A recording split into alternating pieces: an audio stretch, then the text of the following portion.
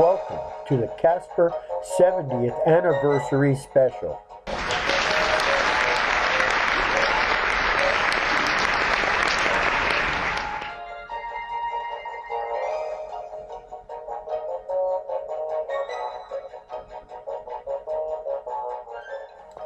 Since Casper's debut in the 1945 Paramount Pictures and Famous Studios theatrical animated short, The Friendly Ghost, the character's overall look has changed and evolved in his 70 years of appearing in 55 theatrical shorts, countless comic book series, quite a few TV cartoon shows, and several live-action feature films. In this documentary study, we will take a detailed look at 7 different versions of everybody's favorite boy ghost, and we'll also take a peek at some of his supporting cast of characters. Casper's original look was created by artist Joe Oriolo, who would later produce the Felix the Cat TV show in the 1960s. When he made his first appearance, Casper did not resemble the later classic version or even the current modern version of the now internationally renowned character. When Casper made his initial theatrical appearance, his body looked more like a plump potato than the oval shape that is more commonly used today. Even though his head was very large, it still looked more like a giant pear than the more familiar light bulb shape that is most associated with the character. Also, if you look close, there is a slight indication that Casper had a neck. This first Casper had the shortest arms of all the other Caspers yet to come, but there was still a sign of his having elbows. Now, if you're not paying attention, you might miss the fact that this Casper had a pair of stubby legs and feet. Even with Novel Tune and National Telefilm Association added to the production team, only 2 more theatrical features were produced between 1945 and 1950. But Casper was still on his way to becoming a national star. In 1950, the rights for Casper were obtained by Harvey Films, whose further changes to the look of the character can clearly be seen. Casper had lost a lot of weight since 1945, and his body was now somewhat more of an oval shape than that of a potato. His large pear-shaped head was now closer to what one would expect Casper's head to look like, and it even comes with a slightly larger neck area. He still had a pair of very short arms, but at least these arms came with an improved set of hands. The unique thing about this Casper's look was that he had legs that were covered by a body that was designed to give the impression of someone wearing a bed sheet. He had feet, but they were still kind of small. 9 years and 52 cartoon features later, Harvey Films had even more changes for Casper's overall appearance, as can be seen in the final theatrical short from 1959. The notion that a ghost should resemble a bedsheet is replaced with the true oval shape for Casper's body.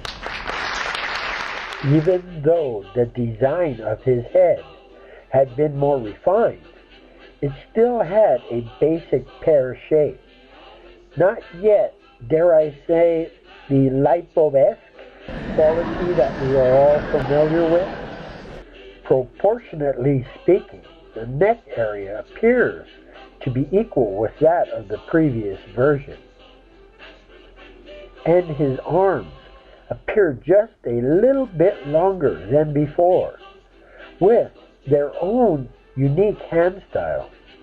With this version, we can see more definition was given to Casper's feet, and he definitely had a pair of legs, although you could not see them when he was standing still or flying, as shown in these two examples from a 1959 theatrical short. The first Casper comic books from the early 1950s were released by St. John Publishing and lasted only a short 5 issues before Harvey Comics took over with issue number 6. During these next few years, the comic book artist would create what is now known as the classic look for Casper, a look that would help to define the character in the next 40 years of comic books and animated cartoons. For this version of Casper, artists again used the slightly bent oval shape for his. Can you believe it? He's sleep floating. As I was saying, we again see the use of the slightly bent oval shape for Casper's body. Now this is the huge light bulb shaped head that most Casper fans across the globe would recognize. We can see that changes were made to Casper's facial detail with the addition of the nose ridge line. This time, Casper's arms were long enough that he was able to have a regular set of elbows, and he walked around on a pair of legs that were long enough to have knees. Well, in certain poses anyway. His feet also had their own unique look and were always there, even while Casper was in flight. This was the major difference between the animated and comic book versions of Casper in the 1950s. Over the first decade and a half of his career, Casper has appeared mainly in movie theaters and comic magazines, but his public appeal was so great that his image was also used on merchandise products such as playable vinyl records so that you can listen to the adventures of Casper. And there were all sorts of toys like this wind-up Casper in the music box, and what looks like another wind-up toy, but this time it's a Casper guitar. By the time the year 1960 had rolled around, your average American television viewer was now enjoying the adventures of Casper, even if they were only the reruns of the theatrical shorts. Then, in 1963, when Harvey Films decided to give Casper an all-new TV show, they did so with animated stories featuring the classic version of Casper from the comic books and all of his co-stars. As the saying goes, if it ain't broke, don't fix it. So, the animation designers retained the slightly bent oval shape that the comic book illustrators used for Casper's main body.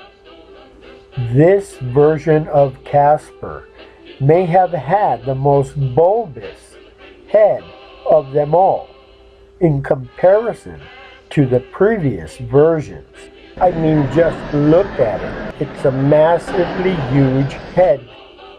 His arms not only displayed a pair of elbows, but he now had a clearly defined set of shoulders.